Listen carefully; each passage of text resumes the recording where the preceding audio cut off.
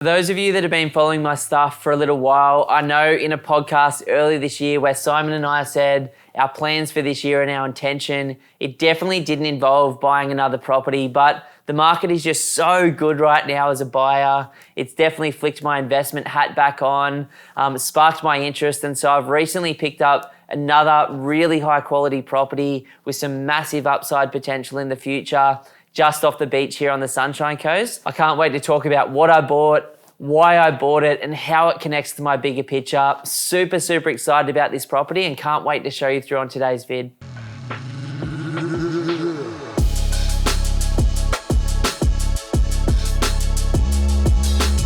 I remember recording that podcast early 2022, and I think one of us or both of us mentioned that we're like, you know, this is a plan right now, but if things change, we will probably take advantage. And, you know, as the years sort of unfolded, the markets did change, and that's sort of given you the rationale to enter back into the market. So why did you do it? Like, what changed? Why did you end up changing your plan? Yeah, so I think the first big thing for me in terms of confidence in this type of market was just seeing how much cash Warren Buffett's been spending lately.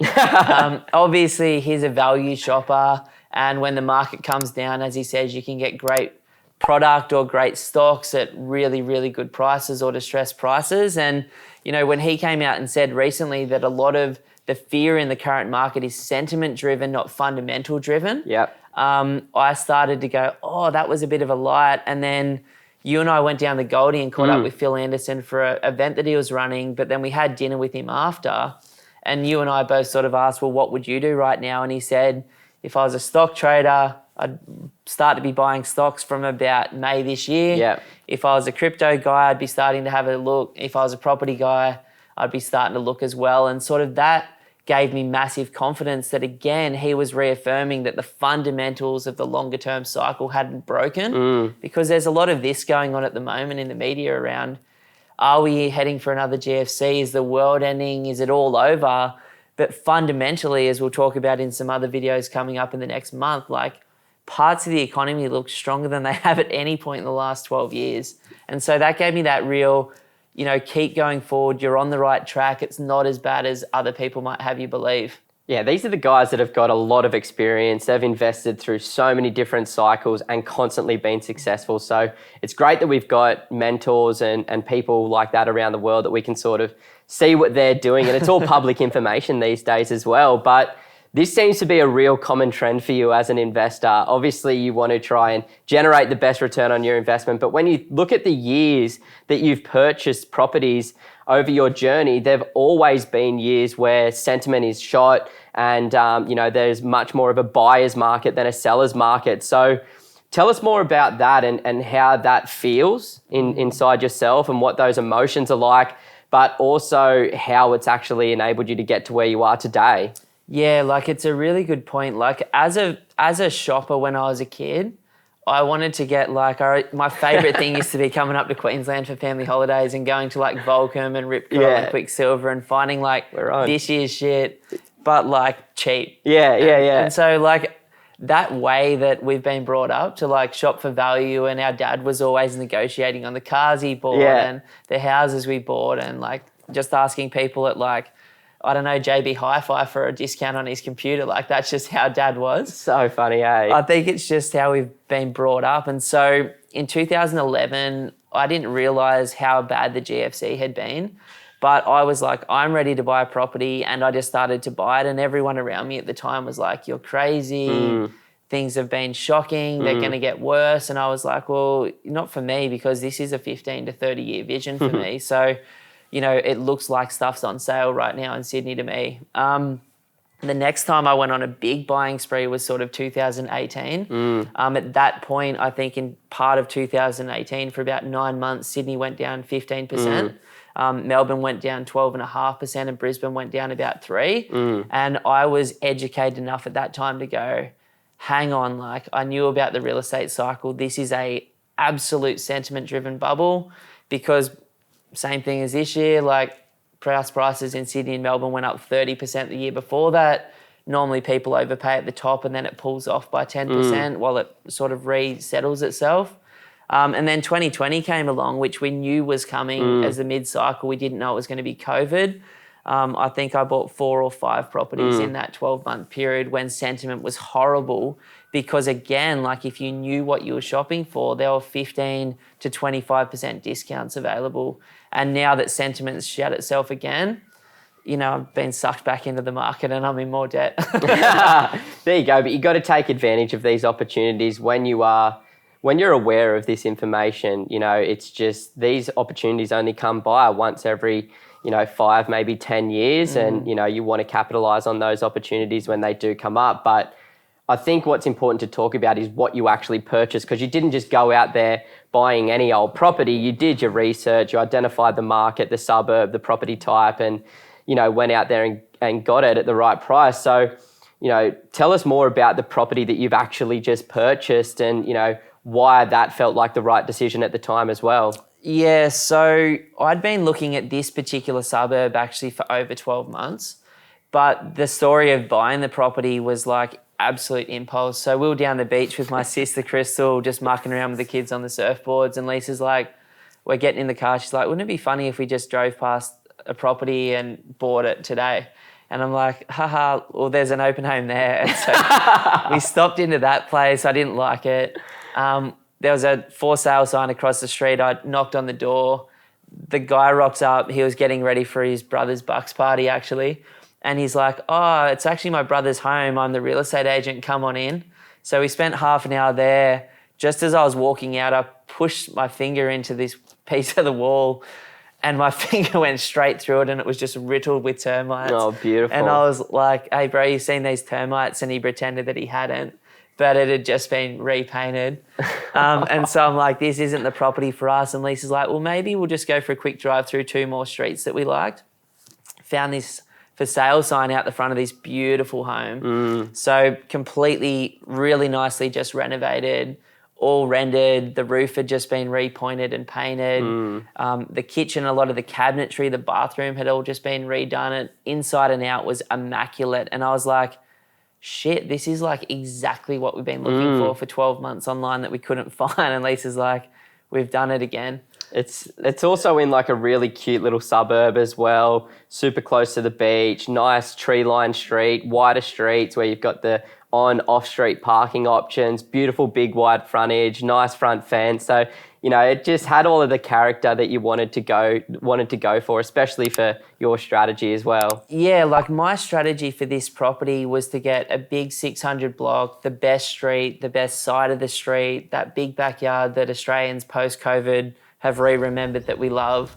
And I just wanted something that I could set up for the next 15 to 30 years without worrying about. But my actual intention for the property, and this is why I'd been looking for a year, was to actually knock it over in the future.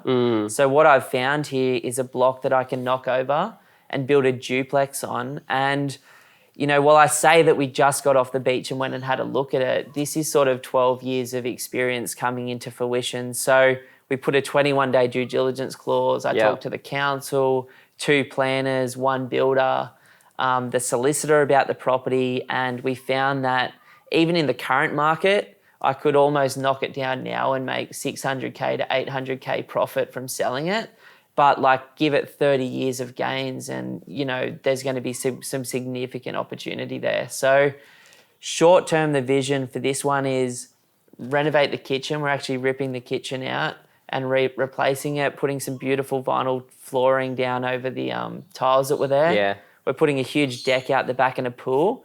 And by spending that money, which is a huge expense, it's going to be over 100K. Yeah. I hope to get $200, $300 a week of extra rent for the next 30 years and get my money back many times over. Yeah, love that. I think it's just important to recognise that, at heart, you're a property investor. And that's what, gets you out of bed a lot of the time. It's like what you enjoy doing. And, whilst we say that we may not want to be taking action and we want to sort of slow things down, when the opportunity presents itself, sometimes you just have to take action and, stretch it that little bit further than what your initial plans were to capitalize this opportunity. And, when you say that you can potentially subdivide this in the future, there's such upside potential. And when you say that you're not even thinking of selling it for 30, 40, 50 years in the future, it starts to make a lot of sense. And a lot of people would probably say, but Ben, the Sunny Coast is so overcooked.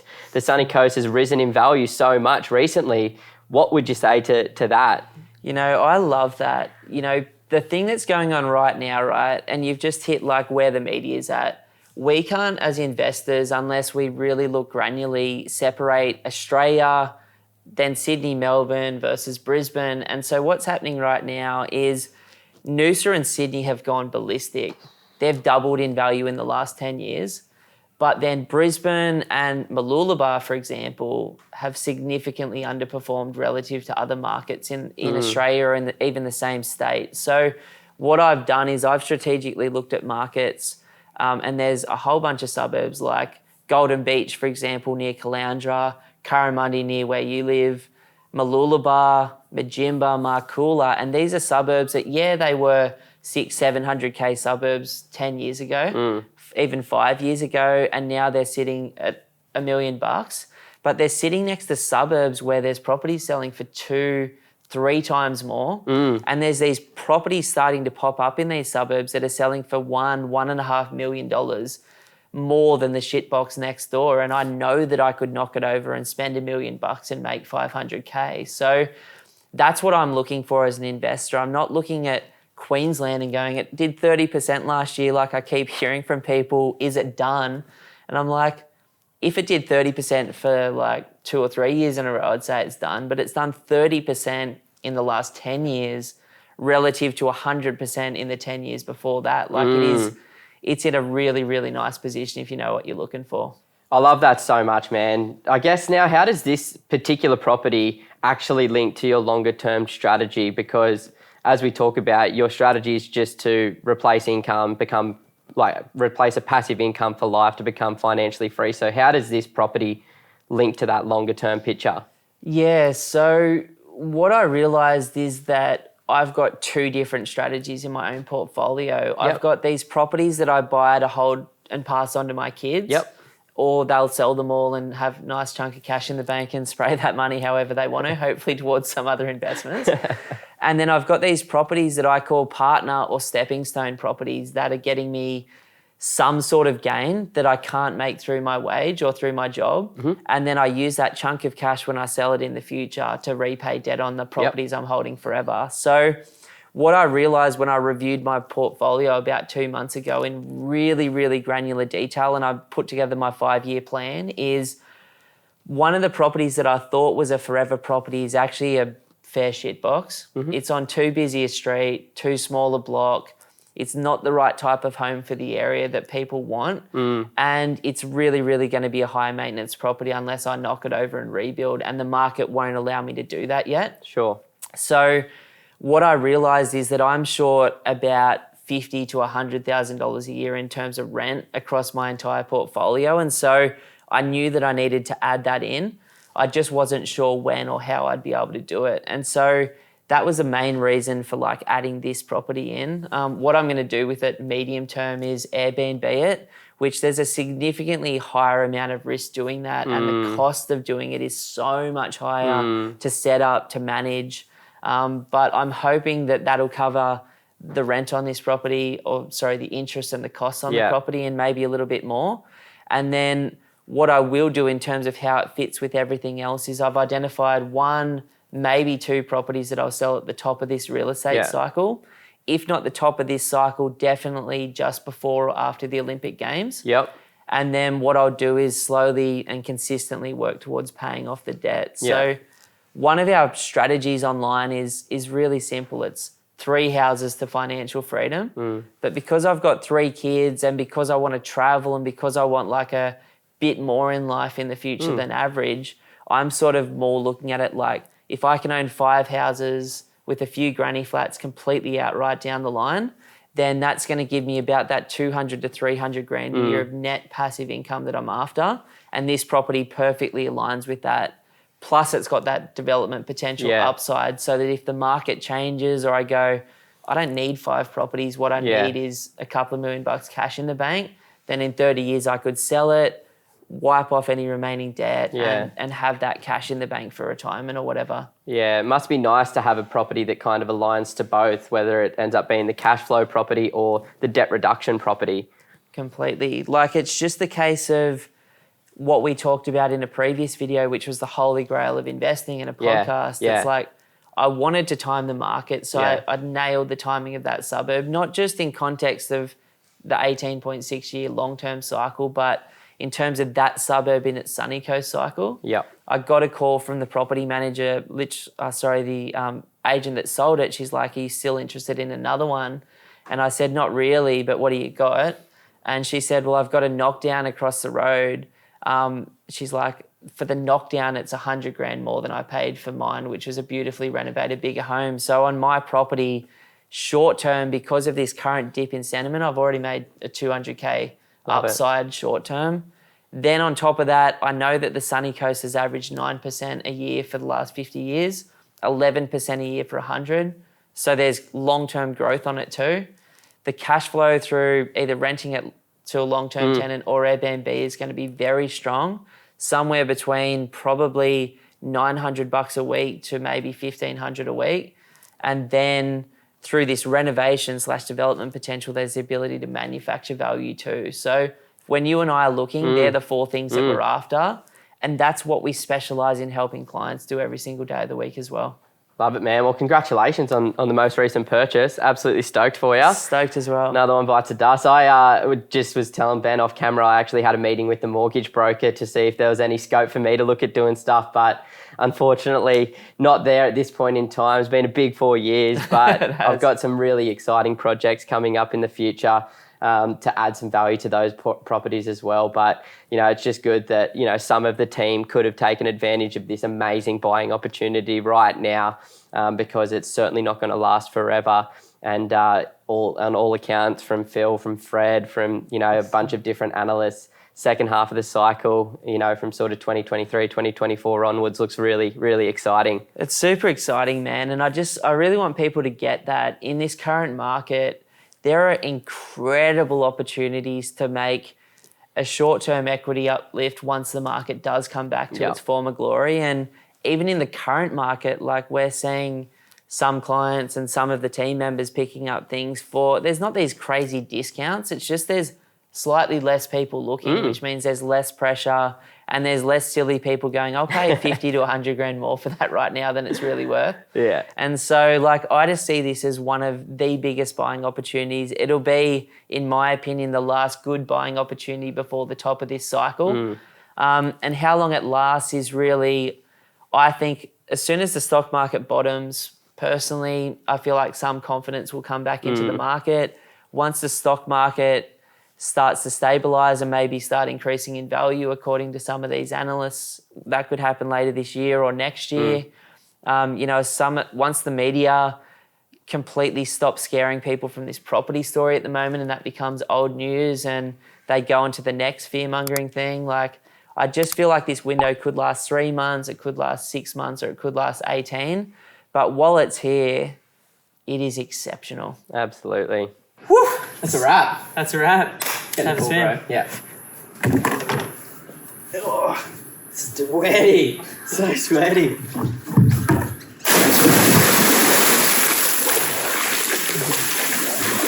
Oh, that's good. That. So nice. Oh.